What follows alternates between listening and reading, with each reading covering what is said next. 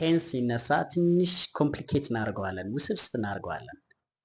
በጣም ቀለል ባለ መንገድ ላሳያችሁ። የመጀመሪያው ፕሬዘንት ሲምፕል ኦር ሲምፕል ፕሬዘንት የሚባል ዩዝ ፕሬዘንት ሲምፕል when you talk about your daily activity, habitual actions or general reality። ፕሬዘንት ሲምፕል ስናወራ ቀን በቀን የምትሰሩት ነገር፣ የምታደርጉት ነገሮች። ለምሳሌ ጠዋት እነሳለሁ፣ ፊቴ እታጠባለሁ፣ ቁርስ በላለሁ፣ ከዛ ስራ ሄዳለሁ ለማለት።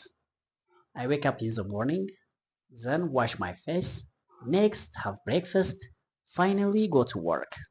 በጣም ቀላል። ሁለተኛ ደግሞ ፕሬዘንት ሪያሊቲ፣ አሁን ያለው እውነታ ስናወራ።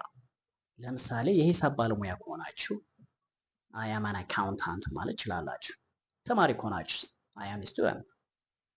ፖሊስ ከሆናችሁ I'm a police officer። You are talking about present reality፣ አሁን ያለው እውነታ ስንናገር። ሁለተኛው ፓስት ሲምፕል ኦር ሲምፕል ፓስት። ሲምፕል ፓስት ሲባል ፓስት አክሽን ማለት ነው። በቃ ሲምፕል ፓስት ሚንስ ፓስት አክሽን፣ ያለፈው ድርጊት። ሄድኩኝ፣ በላውኝ፣ ጠጣውኝ ለማለት ፓስት አክሽንስ። ለምሳሌ ትናንት ቤተክርስቲያን ሄድኩኝ እንበል። I went to church yesterday። ዛሬ ሰውነት የታጠብኩኝ ለማለት I took a bath today። ቁርስ በላው I had a breakfast። ፊልም አየው I watched movies ማለት እንችላለን።